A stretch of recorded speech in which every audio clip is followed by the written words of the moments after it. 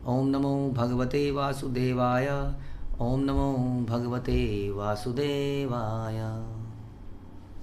श्रीमद् भागवतम चौथा कैंटो 14वां अध्याय और 32वां श्लोक।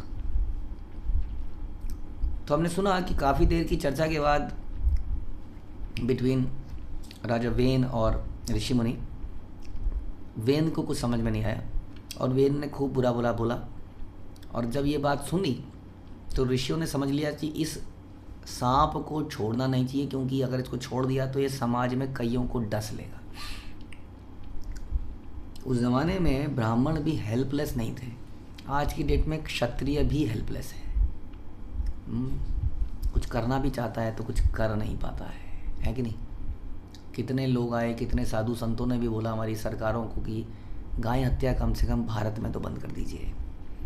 अब भारत में तो क्या, किसी एक आध राज्य में बंद हुआ है, लेकिन ये कितना डिफ़िकल्ट काम हो गया है कि हम चाह कर भी कर नहीं सकते हैं, क्योंकि पॉलिटिकली सब के हाथ बंधे हुए हैं। लेकिन देखिए उस ज़माने में ब्राह्मण लोग भी किसी गंदगी को छोड़ते नहीं थे, क्योंकि एक भी मछली सारे तालाब को गंदा कर देती है। तो ऋषि क्या कहते हैं, नायम अर्हति असतवृतः नरदेव वरासनम यह अधियज्ञ पतिम विष्णुम विनिंदति अनपत्रपः। ऋषियों ने कहा यह अपवित्र दंभी व्यक्ति सिंहासन पर बैठने के लिए सर्वथा अयोग्य है। यह इतना निर्लज्ज है कि इसने श्री भगवान विष्णु का भी अपमान करने का दुस्साहस किया है। तो कई सारे लोग हैं जो भगवान का अपमान कर देते हैं। वो व्यक्ति वास्तव में किसी के भी लायक नहीं है। सिंहासन तो बहुत दूर की बात है। एक्चुअली में तो हमें उससे अपने सारे संबंध तोड़ देने चाहिए। सच बात है, ये बिल्कुल सच बात है। देखिए बड़ा सिंपल सा आपको लगता होगा कि कैसे बोल सकते हैं आप। क्वेश्चन ये है कि अगर हम इसको दूसरे तरीके से बोलें, हाँ, यदि एक पत्नी या एक पति या एक पत्नी व्हाटएवर अपने पति के लिए किसी से गाली सुनती है और फिर भी उसके साथ रिश्ता बनाए रखती है, तो वो कैसी पत्नी है और वो कैसा पति है। अगर एक बच्चा अपने बाप के लिए गाली सुनता है और सुन लेता है, काम निकालना है ना, हाँ कोई नहीं, वो तो अब ऐसे ही है, अब क्या करें, तो कैसा बच्चा है वो। समझ में आ रही बात।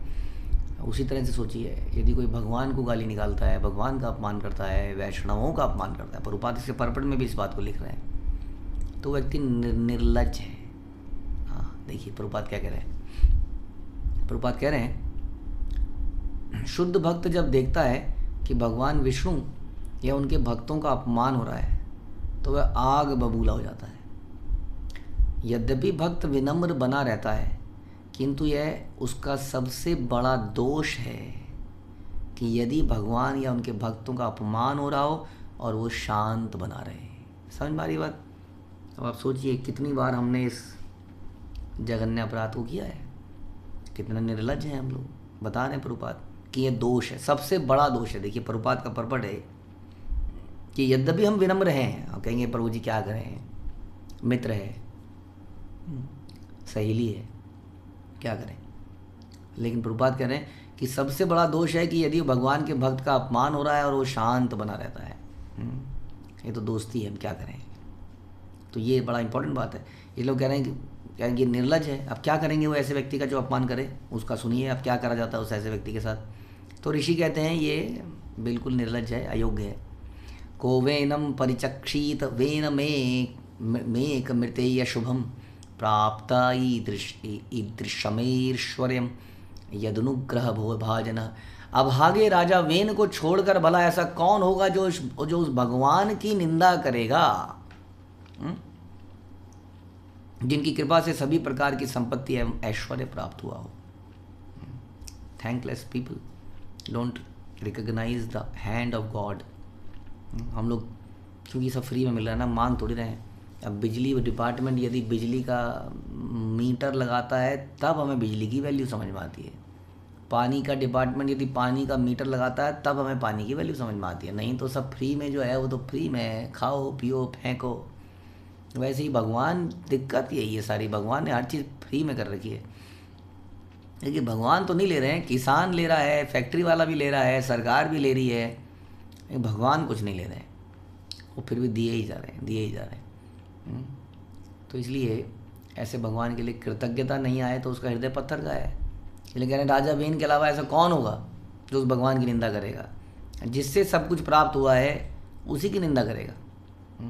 इत्थम व्यवसिता हंतुम ईशयोरूढ़मन यवः निजग्नु हंक कृतैवेनम हतमच्यु तनिंदया। इस प्रकार अपने छिपे क्रोध को प्रकट करते हुए ऋषियों ने राजा को तुरंत मार डालने का निश्चय किया। कैसे? राजा वेन भगवान विष्णु की निंदा के कारण पहले से ही मृत्यु तुल्य था। ऐसे व्यक्ति पहले से ही मरा हुआ ही है। मरे को धक्का मार के फेंकने से फेंकना ही होता है ना।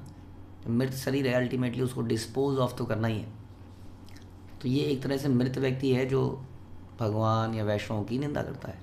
अतः बिना किसी हथियार के ही मुनियों ने हुंकारों से वेन को मार डाला। समझ रहे आप? हाँ, कई बार संसार में लोग भी हुंकार देते हैं। लड़ाइयाँ पुराने आपने देखा कि कॉलोनी की लड़ाइयाँ होती है ना कई बार स्त्रियों की। पहले तो खूब चिल्ला, जिसकी आवाज़ बुलंद है वो जीत जाएगा, ये होता है इसमें सिस्टम। जो ज़्यादा गाली दे पाए, गाली देने वाला भी जीत जाएगा, ये भी एक सिस्टम है। तो जब गाली दे थक जाते हैं दोनों तरफ, अगर बढ़िया आ गए तो कैसी लड़ाई कहते हैं ऐसी आवाज़ निकाली होती है। तो समझ लो ऐसी आवाज़ निकाल के वेन को मार डाला। सोचिए कैसे ऋषि मुनि होंगे। इसका मतलब उनके एक इशारे पर पीछे खड़े हैं कई सारे यमराज लोग। हाँ, शिला प्रभुपाद, कौन था, मिस्टर नायर, राइट। तो मिस्टर नायर ने हमारे जुहू मंदिर के ऊपर अटैक कर दिया, डीटीज़ को तोड़ने की कोशिश करी। शिला प्रभुपाद को अच्छा नहीं लगा। उन्होंने जैसे ही कुछ बोला मिस्टर नायर का एक्सीडेंट हो गया, वो मर गया। तो उसी तरह से राजा अम्बरीश के ऊपर दुर्वासा ऋषि ने एक राक्षसी को मारने के लिए भेज दिया। और तुरंत भगवान की रक्षा के लिए भगवान के दूत जो हैं भक्त के इर्द गिर्द रहते हैं। तो सुदर्शन चक्र ने देख लिया, हाँ मेरे भगवान के भक्त को मारेगा।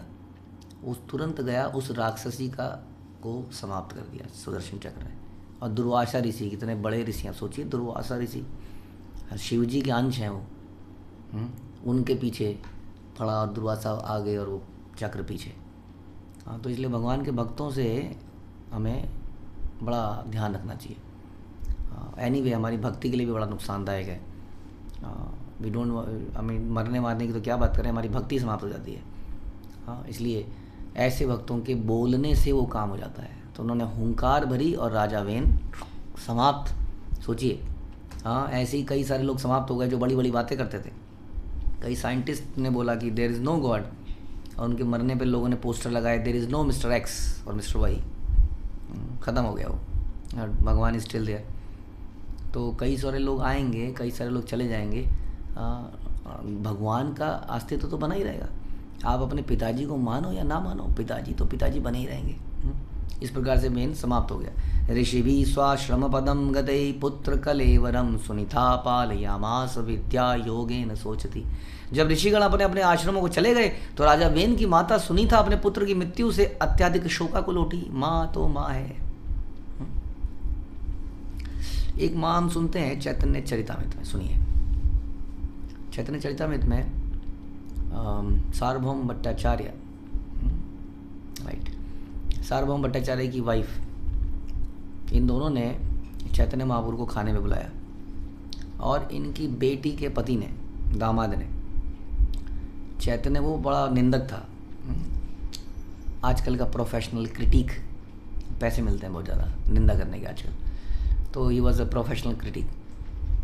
तो उसने देखा चैतन्य महाप्रभु को and he said this is bad, this is bad. आप इतना खा रहे हो, ये कोई कितना खाता है, आप घर में मेहमान आया हुआ है, वो खा रहा है, और कोई ये बोलते कितना खाता है भगवान के लिए, भक्तों के लिए।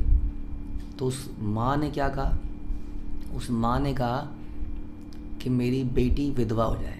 अब माँ तो बड़ा मुश्किल काम है अपने बेटी के लिए ऐसा बोल देना, सोचिए। तो दिस इज़ शास्त्र, शास्त्र में ऐसी माएँ हुई हैं।